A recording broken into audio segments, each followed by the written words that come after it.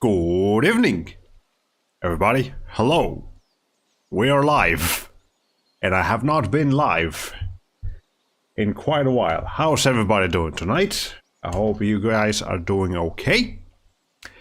So yes, we are doing just a quick chatting live stream. The footage we have on the side here is from Wuthering Waves. It's just background noise, so don't worry about it. The footage is the footage is in fact pre-recorded.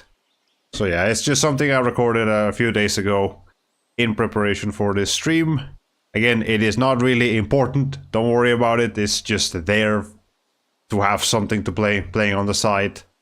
Anyways, so yes, this is the first time I go live on either YouTube or Twitch in more than a year. I believe the last time I actually did any kind of streaming, not counting art streams that I did on Picarto every once in a while, was like towards the end of 2023 when we did like a year in review. So it's been a minute, and yeah, I just felt like it's about time to just pop back in and talk about a couple of things. So first of all, this stream is only being streamed to YouTube, not Twitch. I do not feel like setting up my Twitch right now. I haven't really logged into Twitch in a while, and I don't feel like doing that at the moment. It's I don't know, logging back into Twitch is complicated, and I don't know, there's stuff about Twitch as of late that I haven't been the biggest fan of. Anyway, so yes, so why have I not streamed in such a long time? Like, well, was there any particular reason? And I have had plenty of time to mull that question over. So that's pretty much what this stream is gonna be about. Like, just kind of where I've been, what I've been doing, and things I've been thinking about. So it will be, I don't want to say that this is just like a very casual stream, but it's also not like a super serious stream, but I mean, yeah, it's okay. I do have my my cheat sheet here for stuff I would like to discuss. So, alright, let's go ahead and start with the most obvious thing. I had a lack of motivation for, well, you know, for 2024, but even before that, I was definitely slowing down on streaming quite a lot. So yeah, it's just I haven't really been in the right mindset for it, and I've been kind of scatterbrained, I guess is the word for it. I haven't really had my mind, you know, set in one place, making sure I'm doing, you know, what I wanted to do and all that.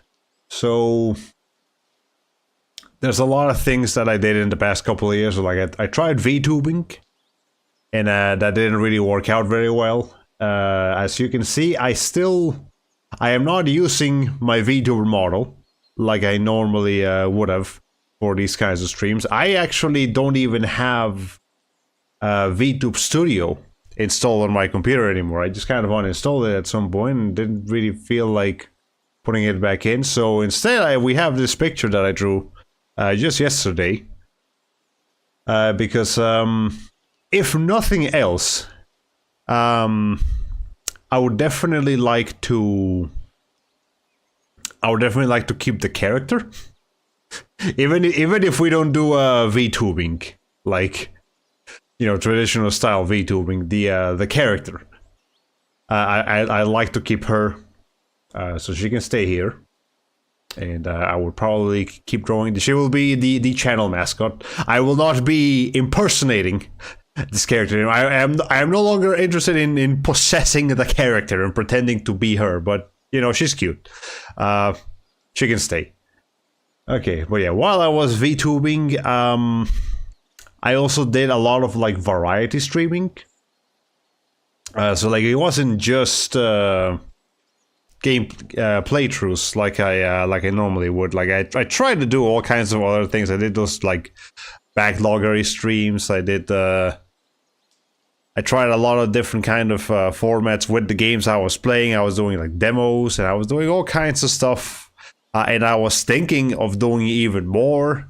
I might have even like at some point proposed the idea of doing like a karaoke stream, because not really because I wanted to, but because that's just a thing VTubers do, and because I was in the VTuber sphere as something I was like thinking about, and then I ended up just not doing any of that. So I feel like just the concept of variety streaming was kind of a forced thing for me. It didn't really work. Yeah, that definitely did not help with the scatterbrained mentality that I was talking about. What else? So art. I am still doing art, and in fact, sometime last year, I actually started accepting commissions. However, the greater idea of just making art as like a career, that didn't really work out either, and while I wasn't really making a lot of strides toward that, there was definitely like a dream of mine at some point, you know, like, hey, wouldn't it be nice if I could just, do art for a living, or in the case of VTubing, like doing live streams for a living and doing all of that. And that's stuff that I kind of wanted to do at some point, and it, never quite worked out. But I was still in the mentality of making content, of being a content creator, and I developed a lot of bad habits from that mentality. So like I was always looking for like content opportunities and like stream moments and all that kind of stuff, and that's not really like a healthy thing to be thinking about 24/7,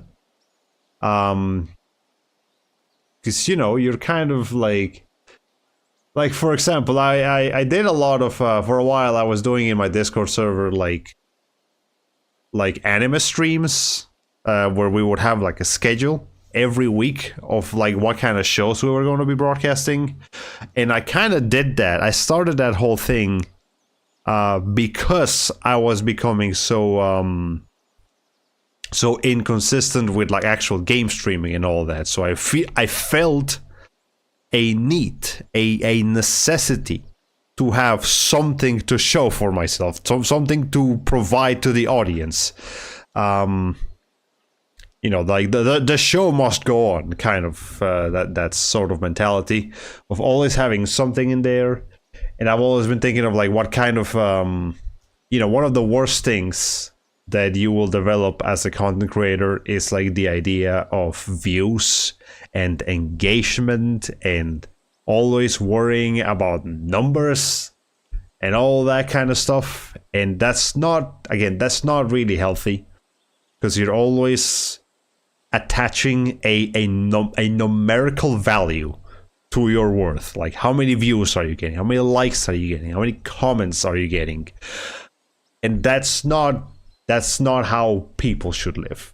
Even the content creators kind of end up sacrificing a bit of their humanity when they decide to go that path.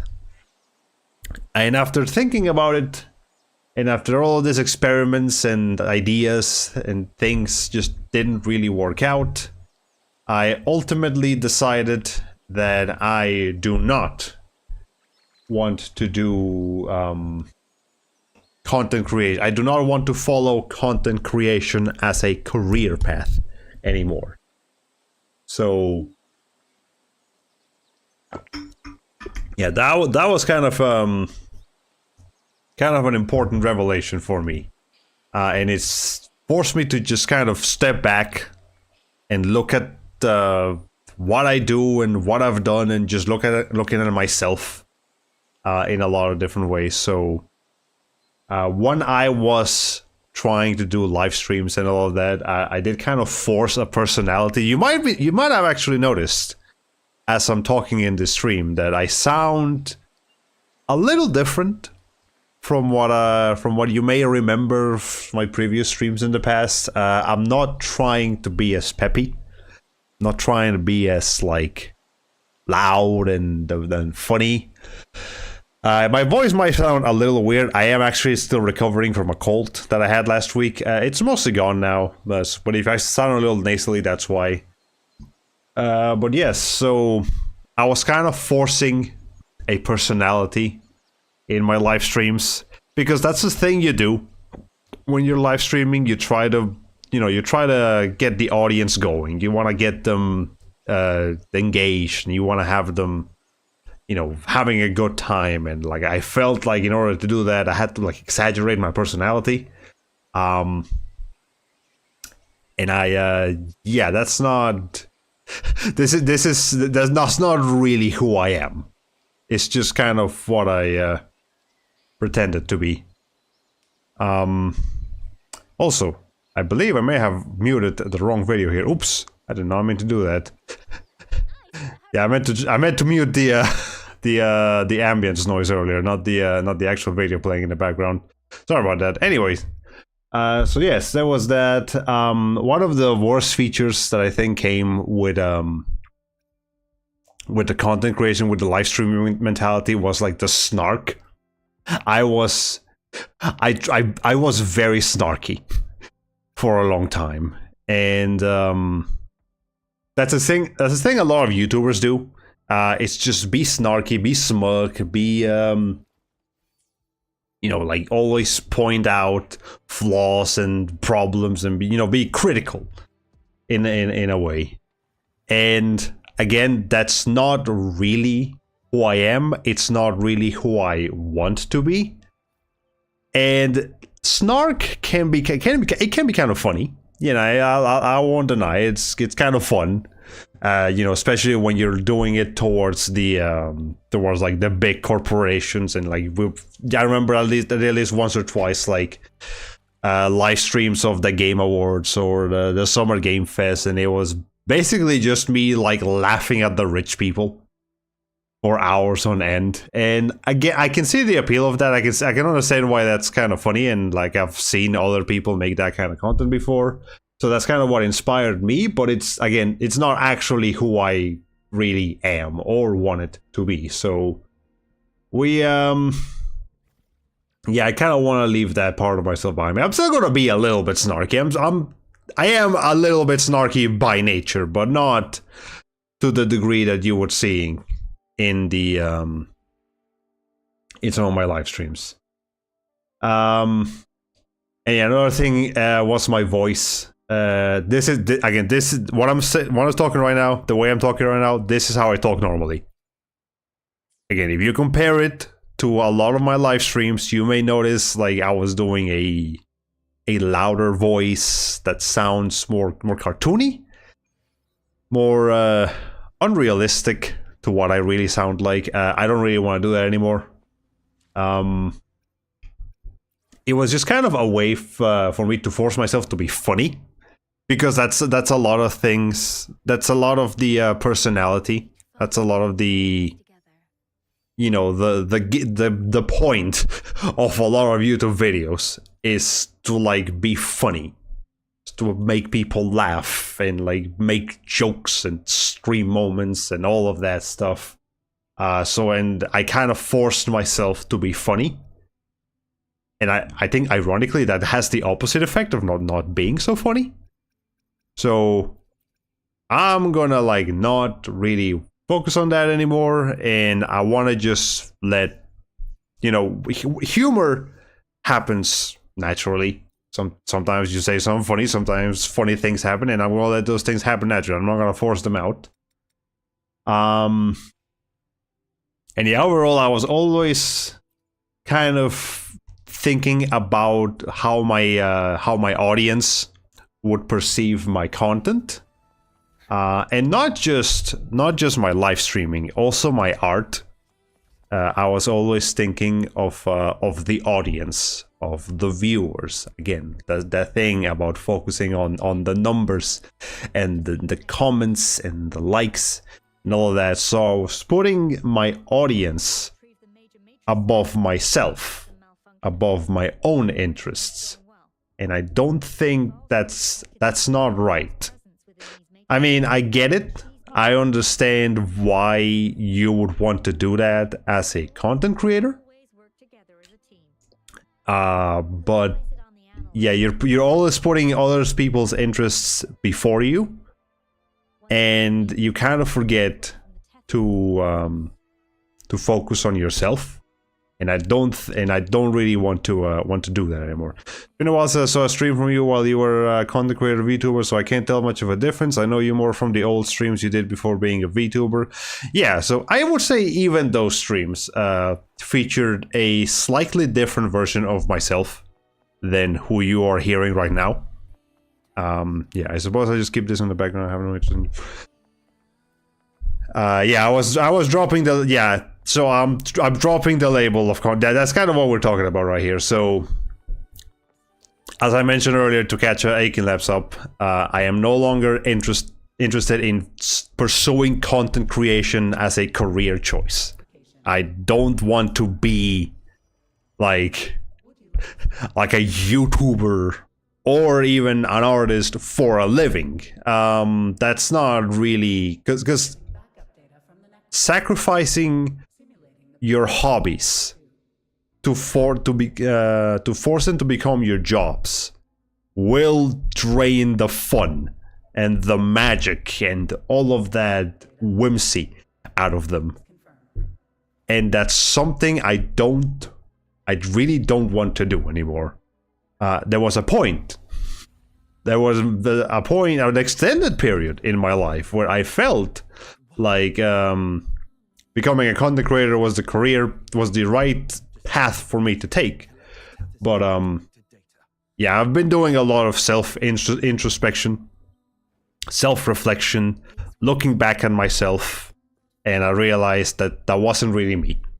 And I don't want to be dishonest to you guys, and I don't want to be dishonest to myself. And I don't want to treat you guys as like viewers, as like numbers. No, I want to treat you guys as just people that are interested in what I do and who I am.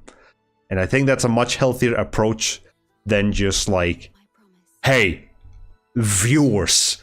No. You guys aren't viewers. You guys aren't just numbers. You guys are people. you're people, and that's more important. I also kind of got tired of the content creation community in general. As of lately, in particular, I've been really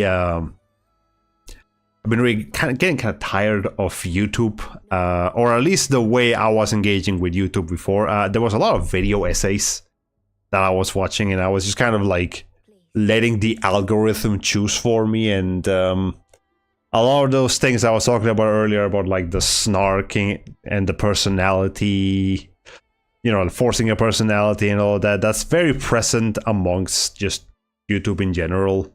And I got really tired of that. I remember, browsing the VTuber subreddit a lot and just seeing a bunch of people desperately seeking an audience that didn't exist, because everyone in that subreddit is also a content creator.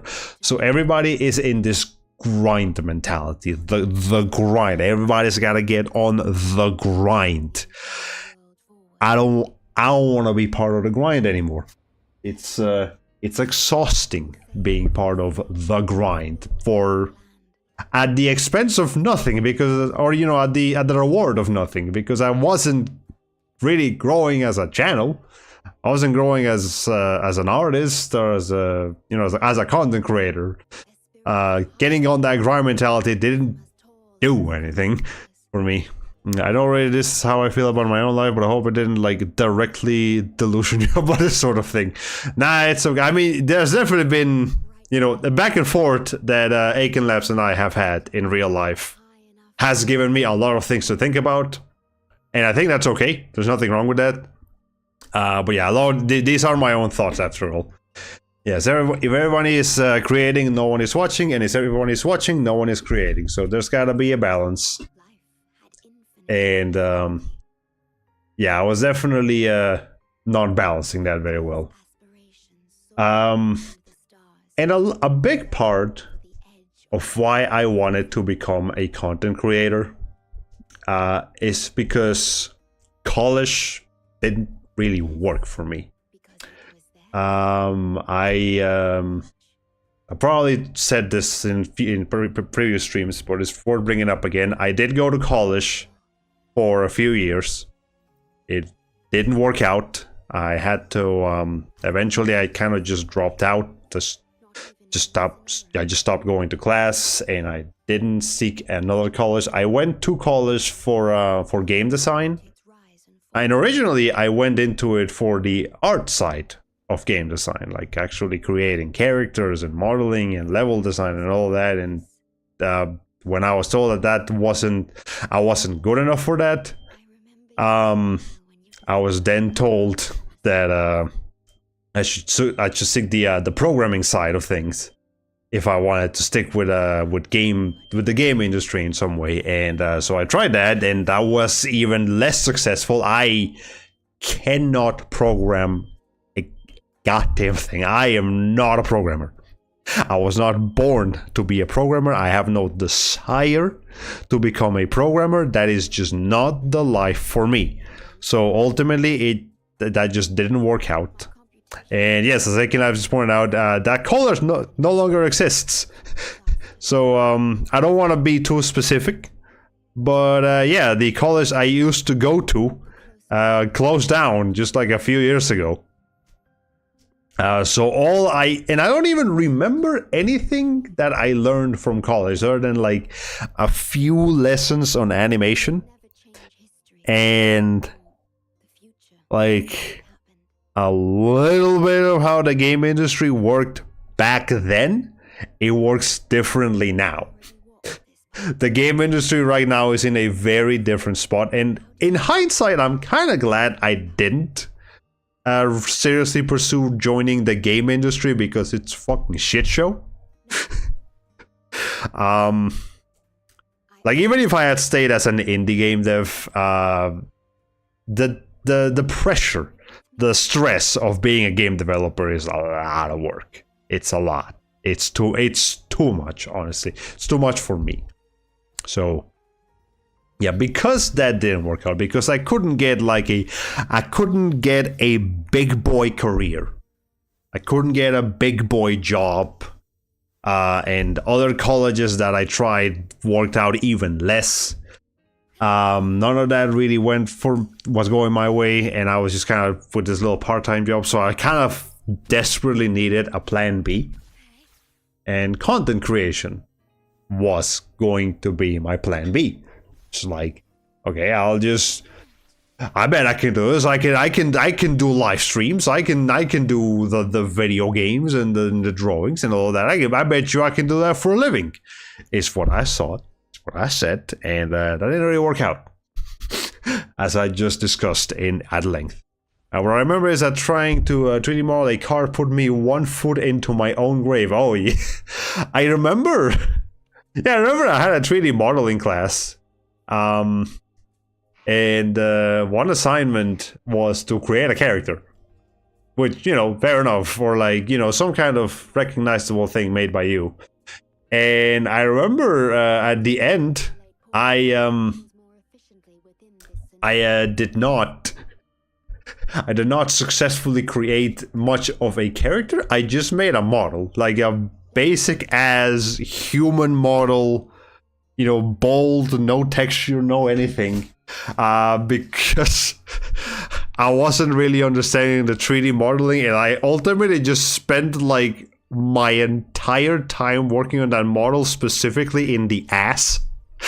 So I gave the model a really good ass, but that's it. I wasn't able to do anything else with the character, so I think I technically passed that assignment because I made a model, but my god, it was not great. Okay, so yes, I was trying to pursue content creation as a plan B, and that didn't work. I was putting a lot of pressure on myself, pressure that I didn't really need to put on myself, because all I did was put pressure. all I did was put pressure on myself. I didn't actually do anything with that pressure. I didn't use that pressure to drive me forward to become a huge, massive content creator. I was just telling myself that I had to be a big, massive content creator.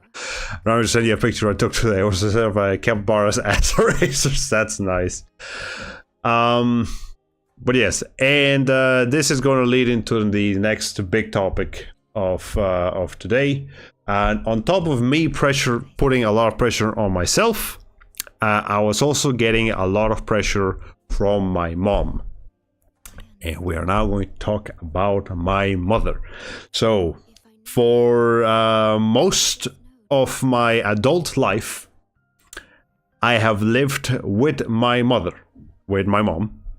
That is no longer the case, as you guys probably know. But point is, for most of my life, definitely when I started live streaming, and when I started drawing, and when we did all of that, I was living with her.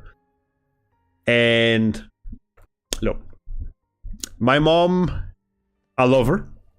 She's a wonderful person in many ways, and she's done a lot for me. And I could never say that I don't love her. But she's a very difficult person to deal with.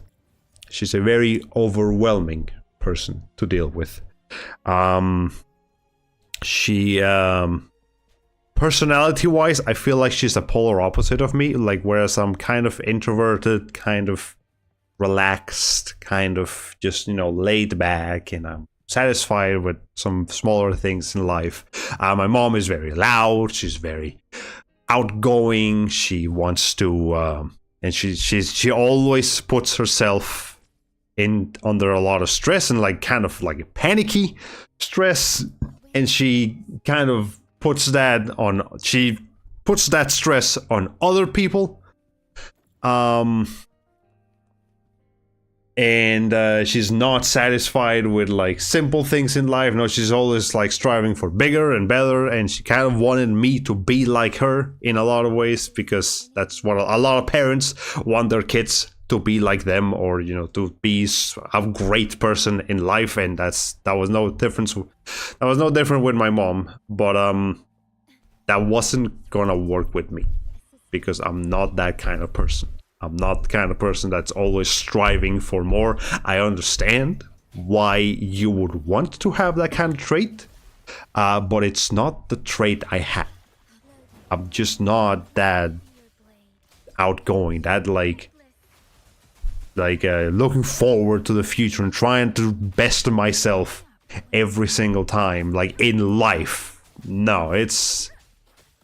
I'm not that kind of person. You're far from alone in that. It's just a millennial fact of life now, and no shame in this. Yeah, a lot of people live with their parents. That's just the current rate of things. It's kind of difficult. I would describe her as smothering. Yeah, that would be a word to describe her. Simple things in life. Yeah. Okay, so yeah, my mom was a very overwhelming person, and what made things even more difficult is that she is divorced. She is the only family member I have in here. She does not have. My dad lives back in Colombia with the rest of my family, and my mom does not currently have a significant other. She has had significant others throughout her life. But they haven't really worked out for her either. So that's a whole can of worms that I shouldn't be talking about too much in here. But the point is that pretty much most of my life growing up with her in her house, I have been the main person that my mom goes to for everything. I pretty much everything. And in a way, I ended up becoming my mom's this is an ugly word, but her emotional dumpster. This is where I am the person that she would vent to, that all of her frustrations would go to, all of her stress, all of her anger, all of her fears, all of her sadness.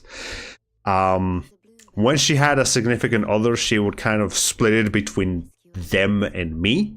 But when she didn't have one, it was just me.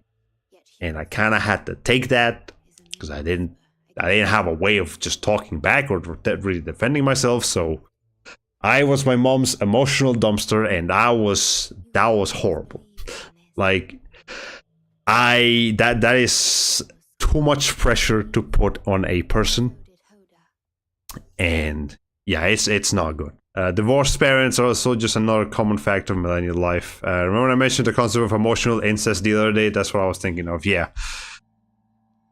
My mom had some friends to talk to, but and she did actually talk with friends constantly, but I was still the main target of all of her stress and life frustrations. And I also have to point out here, my mom has lived an extremely stressful, difficult, like just back-breaking life. She has a lot of reasons to be frustrated with everything. So I feel really bad for her for everything that she's had to go through and everything that she's done to make sure that I had that I had a roof over my head and food on my table. And I thank her infinitely for that. But it had the side effect of making her a very difficult person to live with. And another thing that was very difficult is that my mom has never really properly expressed satisfaction with me, with really anything. Like, I think she has said a few times that she's proud of me. She tells me she's proud of me, and she'll send it in a message, and in my birthday she'll tell me how much she loves me and how proud she is of me and how great I am as a person and how everybody loves me because I'm a wonderful person and all that. But then she'll also that's what she'll say outwardly, but when we actually have conversations and all of that, it definitely sounds more like she's disappointed in me rather than proud of me. So it's kind of superficial, and it took me a while to realize that it was really superficial. And I don't think she means that. I don't. A lot of the things that my mom does that's just like very disagreeable, that they're not intentional. I know for a fact that my mom does not mean to be mean. That's just kind of what happens. And there was a lot of pressure because she wasn't satisfied with me. There was a lot of pressure to tell me to be, someone in life, to make something out of my life. And, that's kind of when that kind of ties back to the whole content creation thing. She's always pressured me about college and like getting back to college, and like, you gotta get back to college and finish that degree or apply somewhere else and get like an IT job or whatever, do something. And like, I understand where she's coming from. I understand why it's very annoying to have like a son that's not really being as successful as you thought he was supposed to be, but I'm just not. I'm sorry. She's not watching this. I'm not really apologizing to her personally, but yeah, it's it was a bit of that. So yeah, there was also a bit of my mom when I told her that I was kind of trying to do live streaming and art to as a content creation career. She started pressuring me on that as well. Like, okay, when are you gonna get those thousands of subscribers? When are you gonna get those fat paychecks? Like, I've seen the other YouTubers, and the YouTubers have like these big homes and the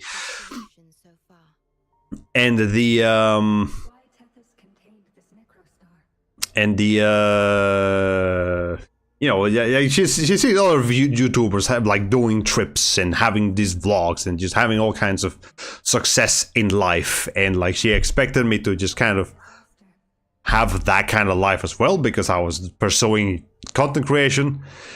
And it's like, no, mom, that's not how this works. Okay. Okay, sometimes there's not something that should be interpreted as annoying. Sometimes children just walk their own path in life. How much money it makes in society's decision, not the child's, not the parents. Yeah, like, I agree with you completely, but my mom would not.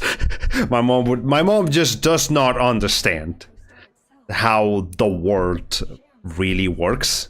And this is another thing that a lot of parents do. Like, they grew up in a completely different environment from ours, and they just cannot understand that we live a different life.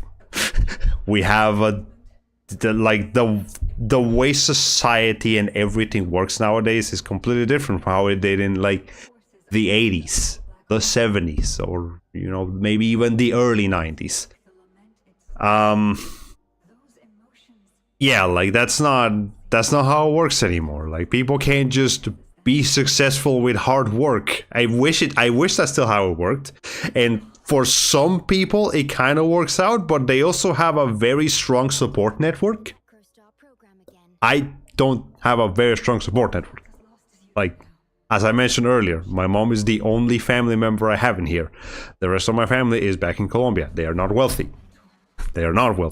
My dad can kind of hold himself together, and his little side of the family, but he's not really like filthy rich or anything. He might have some savings, but that doesn't really make him rich. And my mom's side of the family, my mom is like one of the few people in that part that actually has like some amount of success, some amount of financial stability. A lot of them are just kind of making do with scraps. So yeah, that's not great. A kind of successful content creator life needs luck and time. Yes. Especially, I know a lot of people will tell you it's especially time. No, it's also luck. Like, luck plays a huge role in becoming a successful content creator, and you can't count on luck. Like, this in video games, it's a stat you can manipulate with some special items or whatever. In real life, you can't do a goddamn thing about luck. And I didn't get it.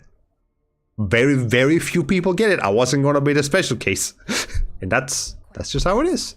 The way you phrased it made it sound like you subconsciously agreed with your mother about it being annoying, and I wanted to make sure you understood. It's not my fault that or anything that to have the passions that I do. Yeah, I know my mom would have loved it if my passion in life was to be like a rich corporate CEO, and like I want to own a company. I want to have this fat stacks of cash, and I want to know all the business tricks, because like that's kind of what she wanted to be as well, and she was a bank manager for a while, and I'm sure my mom would have loved it if I had followed in her footsteps and surpassed her. Or my dad, like he's a veterinarian. I'm sure he would have loved it if I had become like a great scientist, or again also just a very savvy businessman, because that's a very obvious successful person. A person with a lot of money and like a lot of things. Like generally just things. A person that has a lot of things, that's seen as a traditionally successful person. So I'm sure a lot of parents want that for the children. And I'm sure a lot of parents are disappointed when their children want what's kind of the opposite of that, which is someone that just wants to create art and like be an artistic person. There's definitely a stigma against artistic people. I have an aunt that is also artistic, and she's also like one of the poorest people in my family that everybody kind of has to look out for, or look after rather, because she can't really take care of herself. And I'm sure my mom is just like was like petrified of the fact that I could potentially become like her. I don't think I'm gonna get that bad as my aunt, so she doesn't really have to worry about that, but she did, and whatever. Passion and CEO are mutually exclusive concepts. My dad was in the Air Force, my mom's in healthcare. Both career paths I've come to discover would traumatize me along the way. Yes, so it is not yeah, it's not the life I wanted. Okay, so with all of that pressure from my mom, I realized that there was a particular thing that she always told me about, and some of this stuff also applies to my dad. He kind of he has this pep talks with me every once in a while, but with my mom it was like every week. We would have a pep talk where I would just kind of sit there and just take all of her bullshit, and that's terrible. But anyway, see, they always told me to get out of my comfort zone, because I was in my comfort zone with my part-time job, and I was just playing the games and doing all this things that I just thought were fun. No, I needed to like go out there and really put myself in the thick of it. Like, you can't be in your comfort zone, son. You'll never get anywhere in life in your comfort zone. And they always told me that. And I realize now that in combination with them telling me to get out of my comfort zone and all the pressure that my mom put on me, I never had a comfort zone in the first place.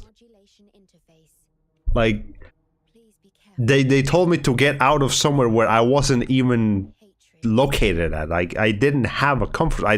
I wasn't comfortable in my mom's house. I'm not happy with the part-time job I have. It's enough, but it's not really ideal, so I understand that. But yeah, like, I didn't have a comfort zone. I looked for distractions in life, like, again, video games and art and all that stuff, but deep down, I wasn't really happy. I wasn't comfortable. And that's not great. Actually, no, that's worse than not great. That's fucking terrible. That means I was kind of in survival mode 24/7. Okay, and I see your question in the chat. I will get to you in a moment. I actually have a cheat sheet over here that I have like a bunch of talking points about, so we're gonna keep going through them one by one. But yes, another factor that my mom kind of put me out of the comfort zone is because she always kind of judges my interests. She doesn't like any of the things that I like. She doesn't like video games. She doesn't like anime. She doesn't like my kind of art. She doesn't understand streaming, and the YouTubers she watches is very different from the YouTubers I watch. And again,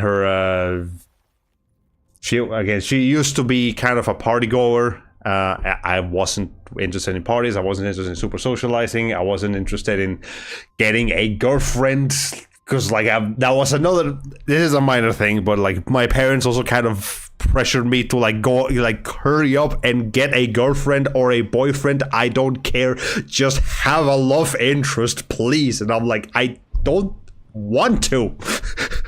I'm happy with myself. I'm sorry you're not, but I am. Okay.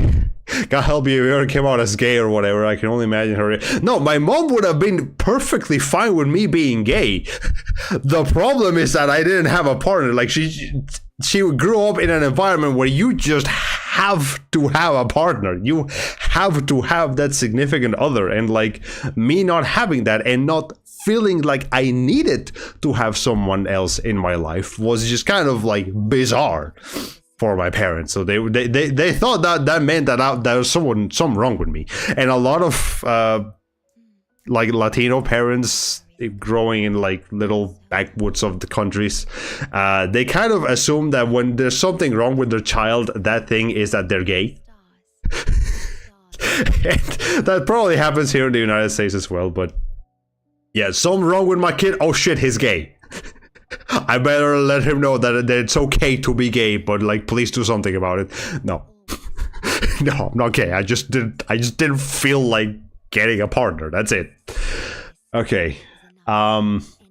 But yes, I remember at one point, my mom told me that I'm not just your mother, but I'm also your best friend. And in hindsight, I really, really have to disagree with that. Some moms will do that to their kids. They will tell them that don't worry, I'm not just your mother, I am your best friend, and you can tell me anything you want. And the few times that I tried to talk with my mom about like important things that matter to me, she would always dismiss them. She would always say this sentence is engraved in, like, seared into my memory. Que bobada.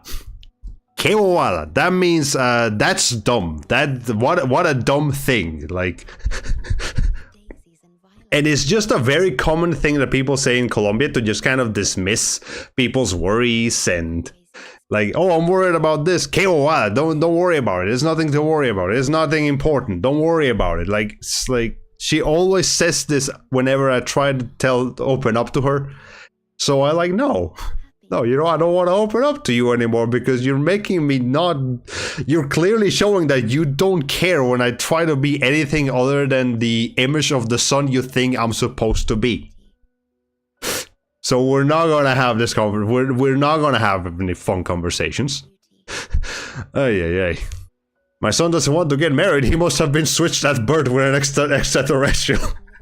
A parent should never be a child's best friend. I'm sorry, that's just a role that needs to be given to someone else. Yes. Yeah, a parent can be comforting to their kid in a way that's not the same as a friend. They can be a very important person in a kid's life, but not as a friend. And they don't have to be, and that's fine. It's fine for your parents to not be your friends. Like, if for any potential parents or people watching this that want to be parents or have issues with your parents, it's fine. You don't have to be your kid's parent. Your parent does not have to be your friend. Your parent can just be your parent, and they can be a wonderful parent. But they don't have to be your friend. Don't worry about it, smile. There's something out of Stepford Wives. Yeah. Okay. So after all of this conversation, I will reiterate that I no longer live with her. And I'm very glad that is not the case anymore. Because I really feel like I cannot live with my mom anymore. Like, I still visit her. Like, I went to her place today to have lunch. Like, I still go to her place like at least once a week, and we meet up to have food, and I still talk with her regularly. But actually living with her and living under all of her rules and pressure points, no, I'm not doing that again. If I'll do whatever it takes to not have to live with my mom like that. It would have to be absolutely lavish. Like, it's either live with my mom or live on the street. It's gotta be to that level. Friends shouldn't be so dismissive if they want to be friends. I also don't believe family can be friends, because there's always that familiar bond that gets in the way. Yeah, the familiar bond. You should work on the familiar bond, not trying to break it down and make a friendship bond as well. Yeah. Now the thing is, I think she genuinely might think you are her best friend, and yeah, that's a thing. Like, my mom sees me differently from how I see her, and I mean, that's just a fact of life. People see each other differently, but yeah, that was a thing. That's not great, and I hope that my mom will start applying different things in life, different perspectives in life. Speaking of perspectives in life, I would now like to talk about the next subject, because after I moved out of my mom's, I moved in with Aiken Labs, who is here in the in chat room with us. Say hello. And yes, living with Aiken Labs has given me a lot of new perspectives in life. Like, the company has helped me just like take several steps, like just mild leaps back, and look at my life and my habits and everything that I was doing from like a telescope up in the stratosphere. And that's been very important to me. I didn't realize just how many difficulties I had in my life until I didn't have them anymore. And it's thanks to living with Aiken Labs that I have been able to do all that, been able to do all that introspection. I have had time to breathe. I am happy to report I no longer live in survival mode 24/7. I have a comfort zone again. And I'm so happy to have a comfort zone. I'm so happy to just be who I am and be who I want to be and not who other people think I'm supposed to be. So that's great. Aiken Labs, thank you so much. I will thank you in person later. I know you're literally like probably in the kitchen or your room right now. When next time I see you, I will thank you again in person. But yes, you have been a great help to me. If I were your therapist, I would prescribe you one word: boundaries. Yes, boundaries would be very important to have with my mom. Yes. Otherwise, yeah, Aiken Labs and I just have very good chemistry as roommates. My mom was also warning me about like make sure you're like a good roommate, make sure you're clean, make sure you're not annoying him, and like, oh my god, you gotta be careful, son. You don't know who you're living with. Like, mom, it's fine. And turns out it worked out great. Like we understand each other great, and that's very fortunate. Like I know a lot of roommates do not see eye to eye. And they just kind of live together to pay rent. I'm so glad that's not the case for us. We actually have a living experience. We interact. We're there for each other. We're not just roommates. You know, we're friends. We're great friends, and that is very important to actually live with someone you like, and not just someone that will, shoulder some of the bill for you. Because that's just like, it's kind of like, it would be kind of like living with a stranger. And I've had to live with many strangers because my mom has had to rent her several rooms in her house to, roommates. And all of them were good. All of them. It's not fun living with someone you really don't know.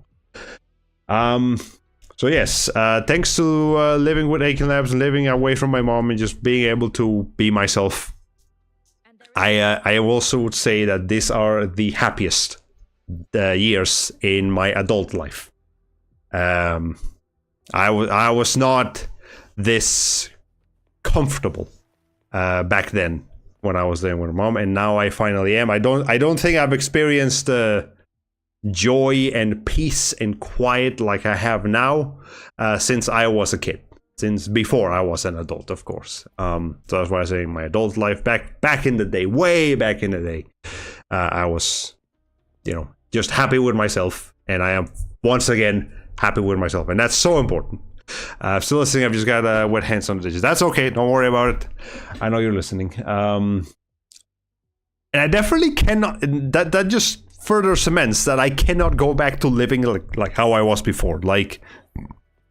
When you show someone a new quality of life, it is extremely difficult for them to go back to the old quality of life that was just not ideal. So yes, I remember one of the things that I thought was going to happen when I moved in here with Aiken Labs, when we moved out, was that I thought I was going to become I was really gonna go all in on streaming now that I didn't have like my mom to worry about, like annoying with the noise and all that, and that ended up becoming the opposite. I ended up like streaming way less and just kind of being a lot more casual about things, and I realized that I think that's actually what I want. I want to just be a more casual, honest person. Honest with myself, specifically. Like, I want to be more honest with my feelings. I mentioned this earlier, the snark. I want to tone that shit way down. I do not need to be as snarky as I have been over the past several years. I want to just be normal, more honest. And I do want to get back into my hobbies. Not as content creation, just as things I like to do. So, streaming. I actually, despite everything that I may have described earlier, I do enjoy streaming. It's fun. So I kind of want to get back into it. And specifically, I want to get back into like the Let's Plays style of streaming. And yeah, like I remember like when with the first channel that I had, well, not the first channel, but you know, when I started doing live streaming, we did a lot of that. We did like several dozens Let's Plays, and thinking back on it, yeah, I think those were probably some of my favorite parts of the live streaming career. Just grab a game and play it. And now that I no longer want to put the pressure on myself on like putting myself the pressure of like, oh my god, this isn't getting enough views. Oh my god, this isn't like I'm not have like the guys aren't gonna enjoy watching this or whatever. Yeah, we can forget about that. I kind of just want to play the games I want to play, and I want to play them how I want to play them. And yeah, I think that will also be more fun. Yeah, like streaming Tales of the Abyss to completion. Yeah, I've been thinking about that one. Now, I saw earlier this year that Bandai Namco did an update of the Tales of the Abyss trademark, and I know they're having like they want to have like a Tales of Remaster spree, so it's very possible that they will be remastering Tales of the Abyss sometime soon. So I'm gonna wait for that, but I do want to fucking finish Tales of the Abyss at some point. But the later response, but me too. I streamed a lot more often before I moved in with you. I think part of it is that was streaming was like my only means of connecting with peers outside of my family. Now I can just like talk with you or whatever. Yeah, that was another thing for me. The streaming was a form of connection. Now it is no longer the only form of connection I have, and that's important. Now I have Aiken Labs to talk to whenever I want. So that's great. And but yeah, like streaming is still fun. And I just need to take a more casual approach to it. I just need to, yeah, doing what I want is gonna be more important to me than growing the channel. If I get, right now I'm sitting at like 57 subscribers. At some point in my life that would have been like horrible. Like how do I only have 50 some subscribers when I've been doing this for years? Whatever, it's fine.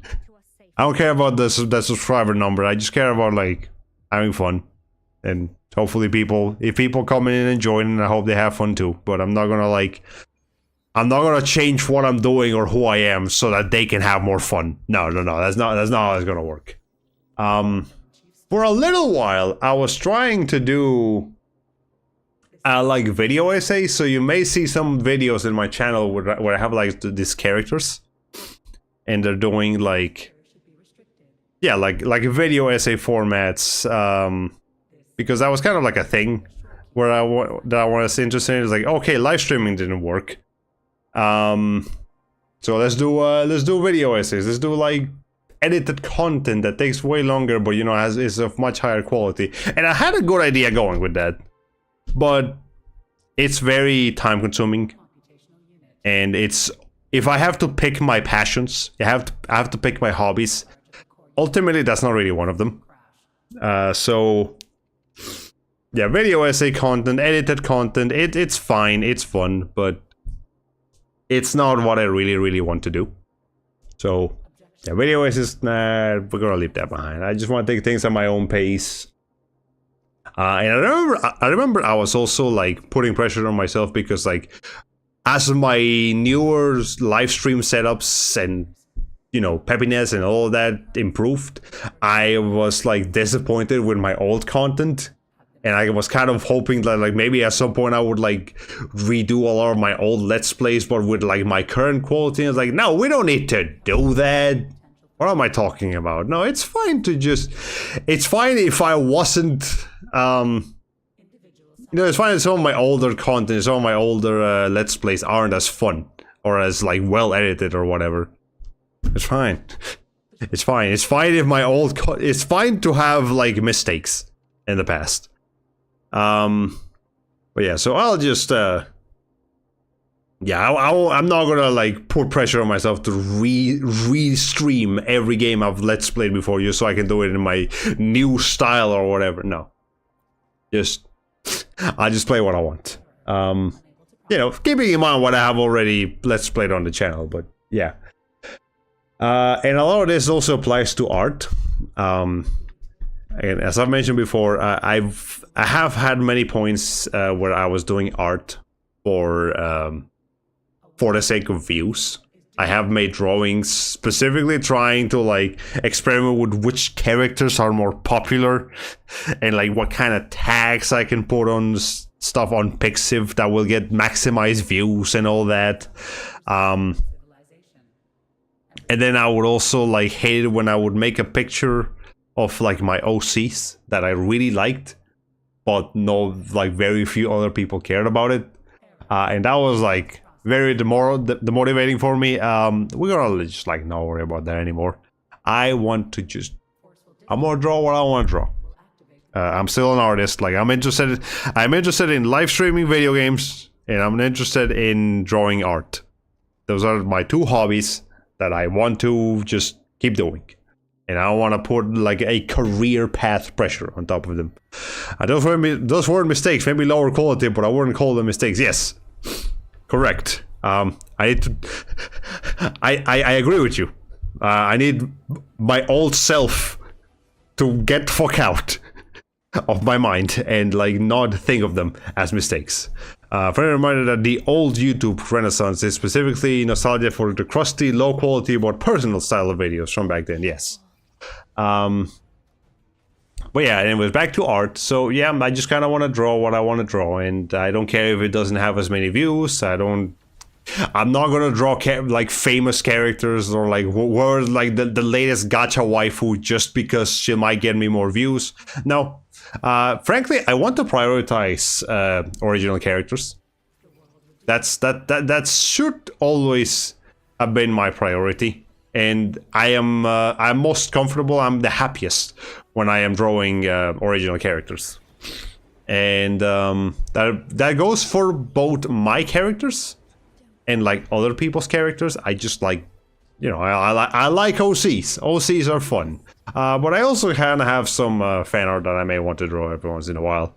So that's cool. And I'm also, not just me, but in the server, in the Discord server that we have, which you can check out in the Linktree in the description if you would like to join us. We have been getting into a bit of story writing, like, and I used to write fan fictions back in the day. And while I'm not particularly interested in returning to fan fictions, I did enjoy the idea of just writing stories and characters and all that. And we're slowly trying to get back into that. And I kind of want to join in on that too. You know, story writing is fun.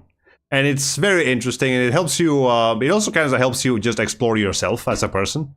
What topics interest you will say a few things about you. And that's cool. That's fine, and I wanna explore that part of who I am more. So yeah, probably we'll want to do a bit more story writing in the future, but it's still mostly just gonna be art. That is definitely my priority. Now I also have a little thing here for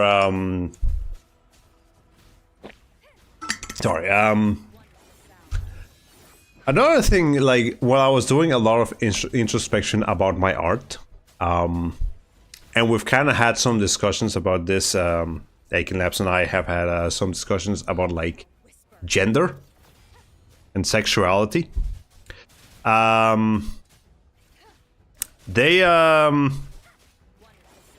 For those of you unaware, but most of you probably are already aware, I draw NSFW primarily. So obviously there will be a lot of sexualized, sexual elements in that, and I never really had as much introspection on my art until kind of recently, when we started having just like interesting conversations about that. And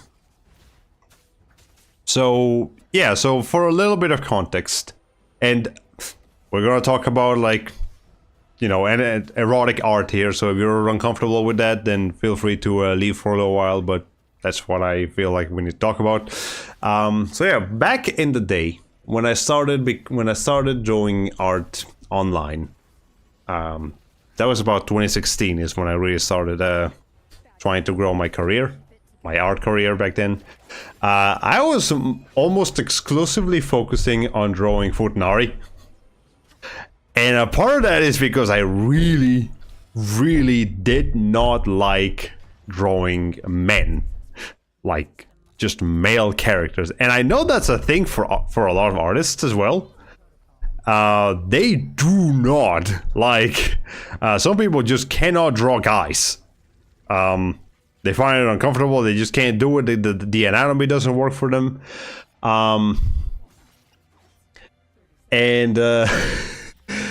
Yeah, and I always kind of gravitated towards Futanari, and I didn't really think about it too much. I've been kind of thinking of like, what's the reason of why do I like this?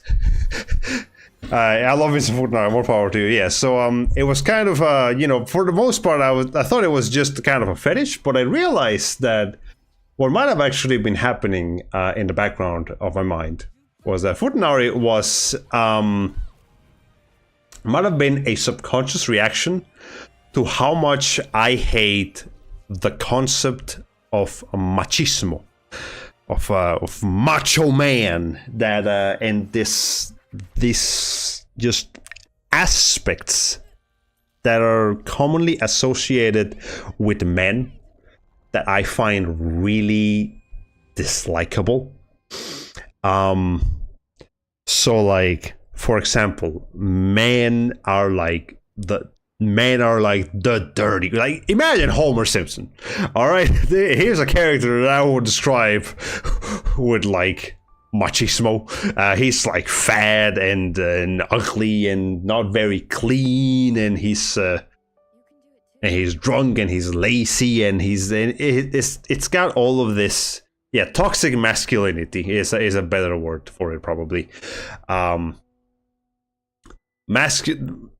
I've had a really, because machismo, toxic masculinity, is a huge problem in Latin America, and I can't stand it. I can't stand a lot of the stuff that a lot of men think is manly. Like, oh yeah, I'm manly. Look at like all this. Look at like the beer belly and oh, I don't shower. Oh, I don't need to put deodorant on or whatever because it's got that man smell and all that.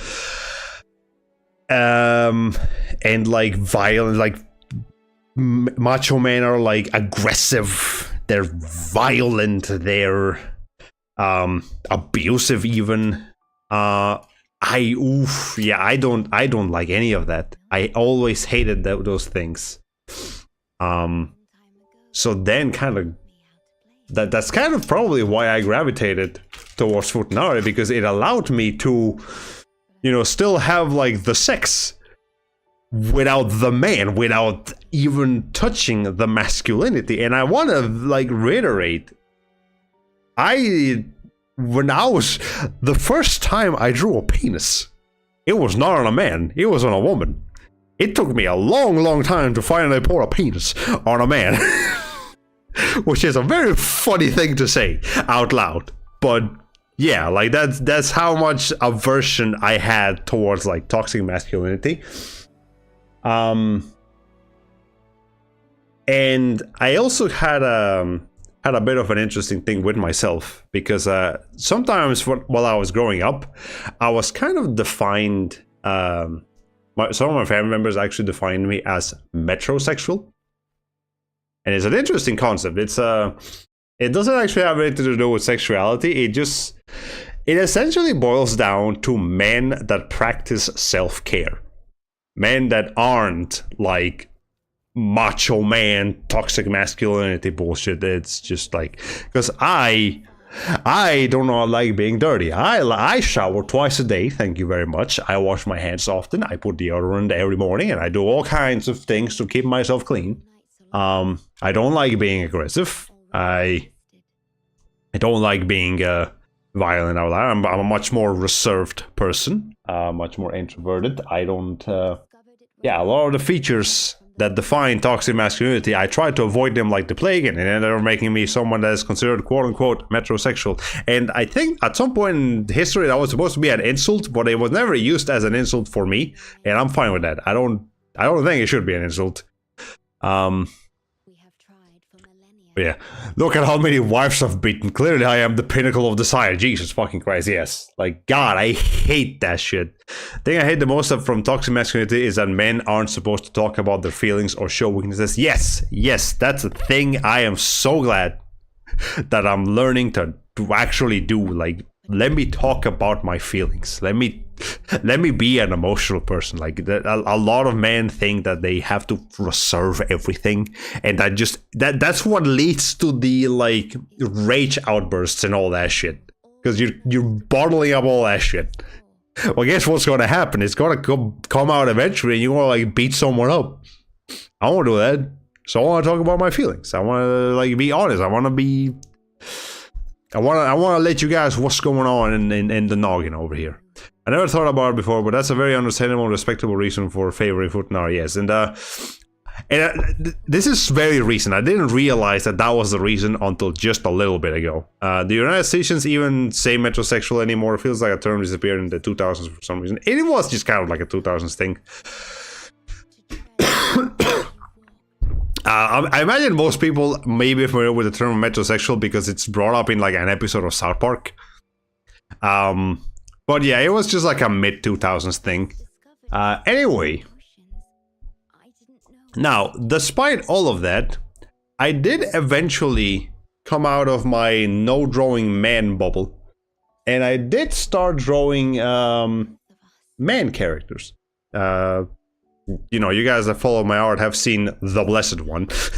I really like drawing him, and yeah, actually, like getting out of my of that comfort bubble of not drawing men and actually trying it a shot. It gave me a new perspective because I realized that no, masculinity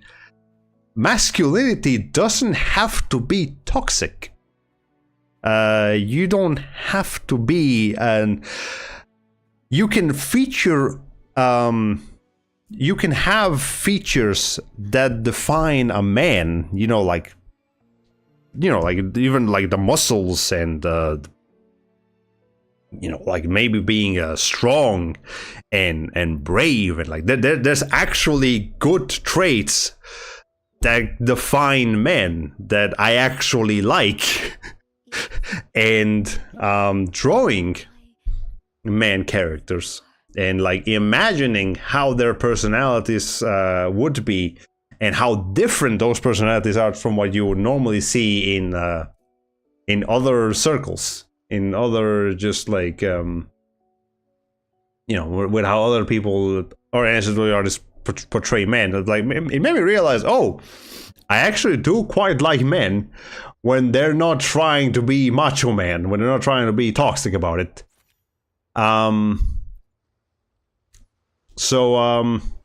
Yeah, like drawing men actually made me realize I might actually have a little bit of the bisexual in me. And this might honestly just apply to like fictional characters, who knows. But yeah, like I'm finding beauty in masculinity, in virility where I didn't before, and that's good. That's good. I like being able to like men and just, not just women. Because it broadens my horizons a little bit, and it's also making me feel more comfortable with the fact that I am a man. There are times where I wish I would have been born as a woman. And I think a lot of guys out there probably think about that sometimes. Like, I wonder what would I be like if I were a woman. And maybe there's a lot of things that I would like about myself more if I was a woman, but I'm not. I wasn't born as a woman, and I'm learning to kind of just be okay with that. So let me actually reset this video real quick. There we go. Yeah, it's a really regrettable stereotype enforced by society at large, and the only emotion men are allowed to express is anger. Yeah, that's terrible. JoJo characters, yeah, the JoJo characters are a better example of good masculinity. How do you feel about performers like Lin-Manuel Miranda? I would not hold it against you if you thought he was hot. I'm actually not familiar with Lin-Manuel Miranda, but let me look him up real quick here on the Googles. Lin-Manuel Miranda.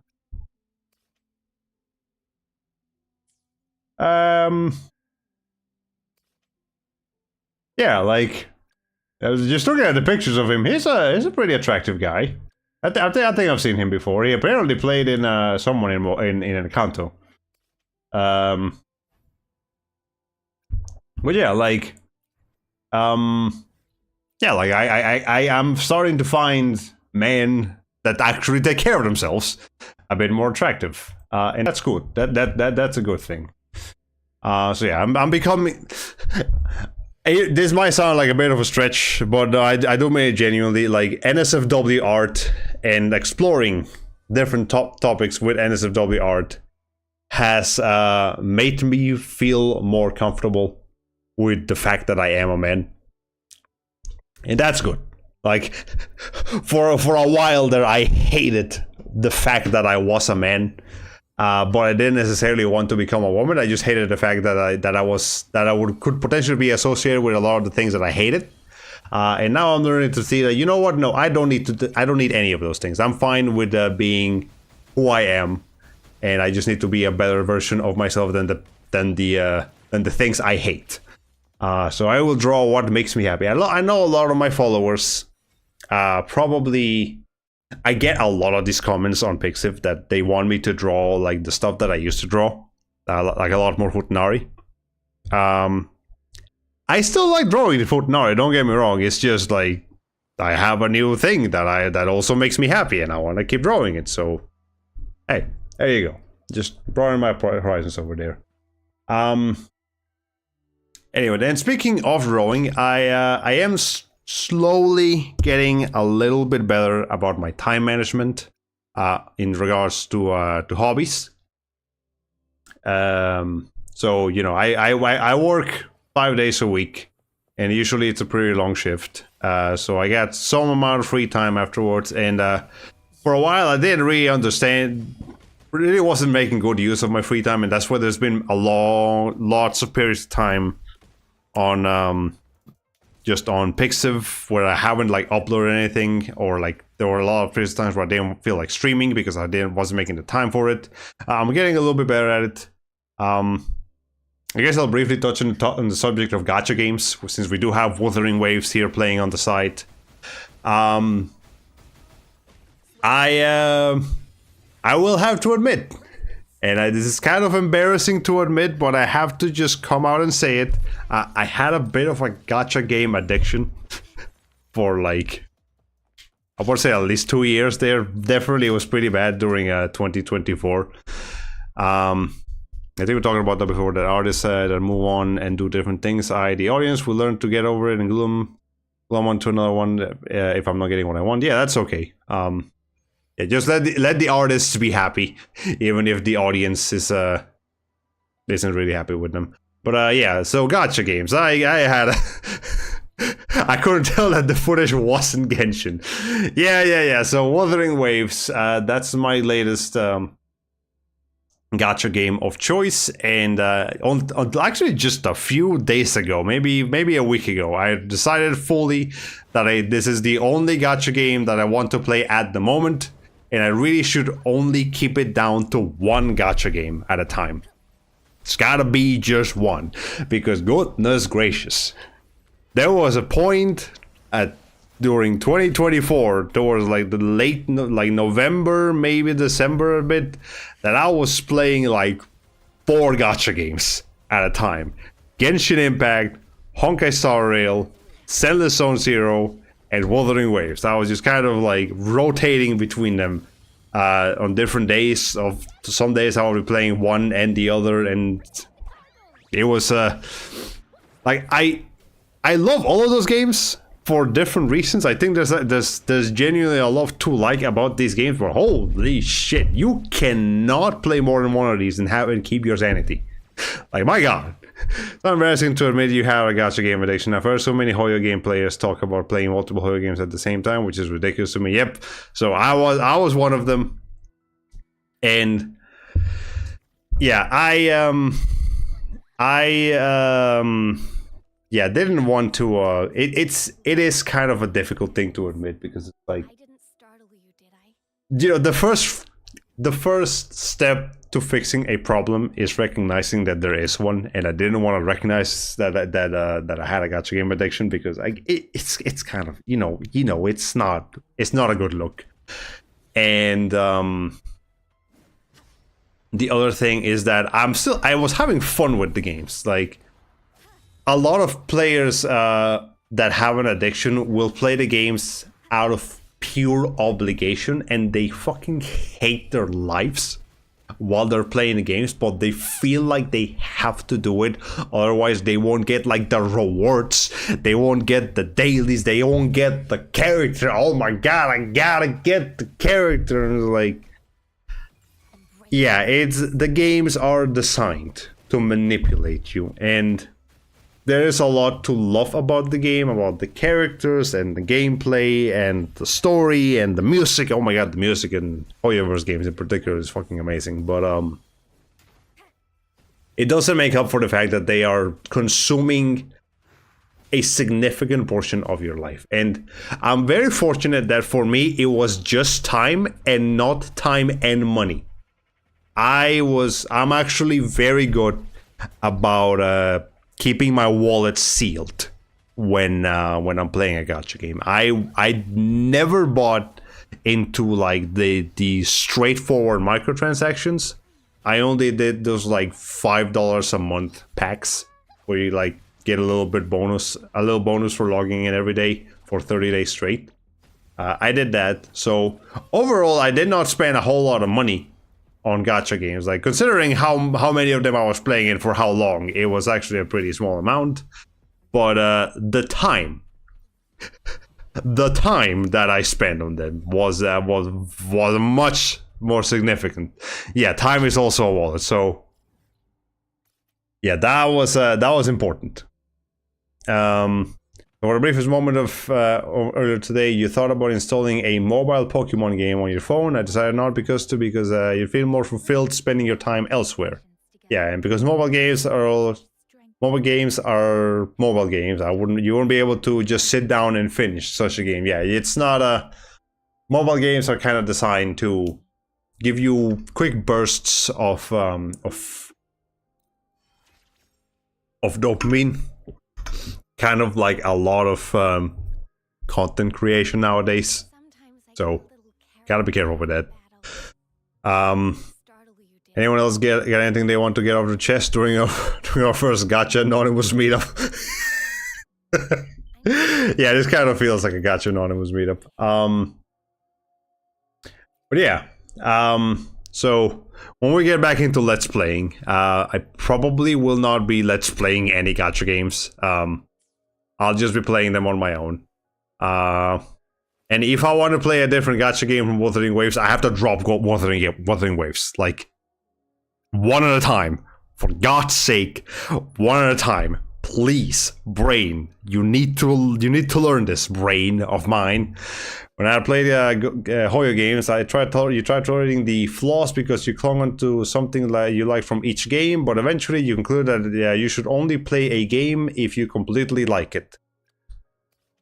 Yeah, that's a good way of looking at it. Now I am okay with playing games that I have problems with.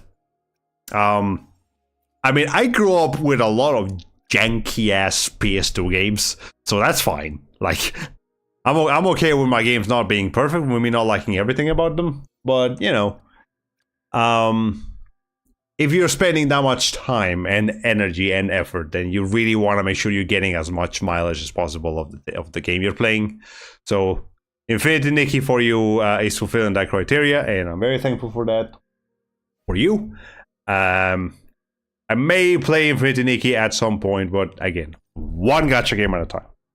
One at a time, please. Okay. So now that I no longer have 4 fucking gacha games that I'm trying to play at the same time, and I'm only playing one, I have a lot more time on my hands. And I've realized that a problem that I've had with art is that I'm kind of a slow artist. But I realized that the problem is not so much that I'm slow, it's that I was inconsistent. Because I wasn't drawing as consistently. I wasn't drawing as I was getting too distracted with a lot of things. So if I can actually just focus on consistency, then the speed problem will not really be a thing. I actually got complimented. I had a commission that I was working on like a few weeks ago, and I was giving the commissioner daily updates of how it was going, which kind of forced me to make sure I was drawing on that every single day, except for a few days where I really just couldn't get into it, and that's fine. It's fine if you don't draw every single day. Just try to be kind of more consistent about it if you want to improve. But they actually complimented me on how fast I was, and I was like, "What? Excuse me? Fast? Me? Artist? Hello?" I've never heard that before. I've never been complimented on my speed, and I never thought somebody would compliment me on my speed. So that was great. It's a very unique fuzzy feeling in my chest, and yeah, so like it made me realize, no, I don't need to be like. My problem is not being able to draw like super quick lines and all of this and finding all these shortcuts or whatever. I have an art process that I've just kind of gotten used to, but it's fine to have the art process as long as I'm consistent with it. And if I'm consistent, I can do things much more efficiently. You're going to admit that drawing slow because you focus too much on microscopic details. Yes, that is also part of it. I'm starting to get a little better about it. Like here, like the picture that we have here on the background here of the character. There's a lot of little mistakes in there in the shading and the line art that a different version of me would not let slide. But I was like, you know what? Whatever, it's fine. The picture looks fine. It really does. So yeah, like I'm learning slowly but surely to not focus so much on the microscopic details. And alongside of that, I'm also starting to understand that I need to put more realistic goals on myself, on my art, on my just everything that I do. And I don't need to put pressures on myself to be like this grand, super content creator or whatever. So again, we're not doing it anymore. And you know, a big part of the whole of this topic here of realistic goals is that as I mentioned a while ago, I went to college for game development because I wanted to be a game developer and I had like ideas for games that I wanted to create. With time, I am slowly learning to let go of that dream, of the dream of being a game developer. And I'm learning to be okay with not pursuing that life anymore. And like, yeah, it's okay. Like I you know, I like to come up with like gameplay ideas, and a lot of the characters that I've come up with over the years have been like very game coded, and the stories I wanted to create for the characters were very game coded, and everything was about like how can I make like the best the coolest games and all that. And I thought I could be like maybe at solo dev, or maybe I could have like a small studio or all that stuff. No, that's not gonna happen. And I'm learning to change my the mentality of my art, of my creative process, to not be so game coded. I mean, I've never zoomed in at all on this art when you uploaded before. Now, if only you could accept minor flaws in the things I myself make. Yeah. I mean, I like looking at art as a whole. If something looks wrong in a way, part of it is to stand out without zooming in. Yeah, if something is very obviously wrong with art, where even the casual viewer would notice it, then the artist will definitely notice it, and they were just okay with it.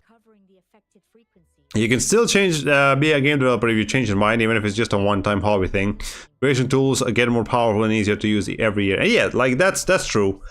But I need to understand, I had like grand aspirations. I was like, when I was like in college, and I was like really getting into like the game dev mentality, I thought I could like create entire AAA level games. At some point in the future, like if not mostly by myself, then like with help of a few people. And some devs out there are like insane solo devs that actually will make like AAA level experiences almost entirely by themselves. Like that was the case with last year's Black Myth Wukong. It was mostly made by one guy, until Sony eventually stepped in to like fund them a little bit.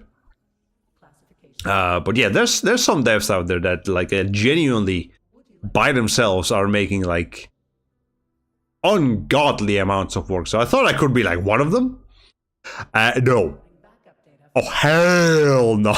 I can make the next 3D Batman game. Yes, I genuinely thought like that scale. And with time, as I learned to not pursue this career path anymore, I lowered the scale of the game ideas that I had. So like, it would go from like this big, massive, open world platformer with all kinds of fun stuff for you to do, to much more subdued games, like maybe like a Metroidvania or something with less levels, but they're more tightly compact. And then eventually I would think of like very experimental game ideas, which is like, some kind of rhythm game thing where you explore dungeons, and that's how like in the day of started games. They will make a very small, experimental, but unique idea. But yeah, eventually I just kind of like got tired of that. Like the more I kept scaling things down, the more I realized, you know what, maybe this isn't really what I want to do. And ever since I changed the mentality to not be, to not try to make everything into a game, I think my characters and my stories have grown stronger for it. Like I can now focus on different aspects about them. Yeah, small games also have value, of course. Gato Robot, the bite-sized Metroidvania. Yeah. So all of these small games are also fine. There's nothing wrong with them. If I ever do make a game, I kind of want it to be a 3D platformer, because that's my genre. That's the thing I like. I like the little guy jumping and climbing walls and doing all that shit. And I do have several ideas, so maybe at some point. And it would definitely I would definitely lean onto like the low poly graphics. I'm so glad that like PS1 and PS2 styled graphics came back into vogue, into being popular. Because I like those kind of graphics and they're much easier to work with. So maybe at some point, I don't know, maybe like as a project down the line, but it's not gonna be a priority for me. Most light games are small, such as Mark of the Ninja, Into the Breach, and Monster Girl Quest. Yeah. Small games can also be great. So maybe at some point I will go down that path. But it's okay. I'm mostly nowadays. I'm really mostly just focusing on art and streaming. I want to focus on streaming again. Okay, So, yeah, learning to understand my own limits and not pressuring myself to be someone greater than I really am is allowing me to be happy with who I actually am. Yeah, so a lot of that pressure that I felt from my mom, from the days of being a content creator or trying to be a content creator, a lot of that pressure lingered for a while, and that's why I needed like several years of just calming down and really looking back. This is why this stream would have happened like 3 years ago if I didn't need so much time to think, basically. But it's happening now, and that's okay. I don't want to be on top of the world. My mom would love me to be on top of the world. I don't want to be on top of the world. I'm fine with just being on top of myself. I don't need to force a person. I don't want to force a personality because my natural personality should be okay. I don't need to pretend to be someone I'm not, because who I actually am should be fine. Like I have my flaws and I have my virtues, and everybody has, and I hope you guys will will understand that. Yeah, I'm not gonna be the best artist. I'm not gonna have 1 million subscribers, and I'm okay with those things. Now I am okay with not being the greatest man of all time, with being someone that really has to be on top of the world again, like you said, like I said. You'll be going back to streaming. Will you be using a schedule or a go live whenever? I probably should try to have a schedule. But I'm not going to pressure myself to have like this super consistent schedule and like, oh my god, it's Monday, I gotta stream on a Monday at 7 p.m. o'clock or it's gonna be the end of the world. No, it's fine. If I have to miss a few days, it's okay. If I have to postpone the stream, it's okay. If I have to, we'll figure it out. Yeah, I'm learning to be satisfied with who I am and what I am, instead of being disappointed with who I'm not, as was the case with my mom. Like she was very clearly disappointed with who I wasn't, and she made me feel like I had to be disappointed with who I wasn't. No, you know what? It's okay. I'm just a little guy. I'm just a dude on the internet, playing some games, drawing some things, and that's okay. That's okay that I'm not greater than that, because that in itself is great in its own way. I may also feel a bit of like personality mimic when I live stream. This coming in Earthbound stream ought to be a good opportunity to try and be just be yourself. Yeah. This is the first time that I am ever this casual, this just me, and I like this. I like not pretending like I need to run a show, and instead it's just me talking to the microphone and just doing whatever.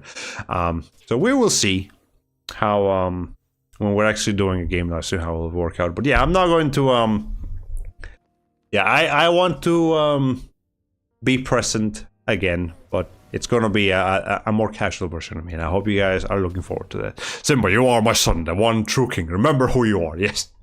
We gotta watch The Lion King one of these days. I fucking love that movie. Okay.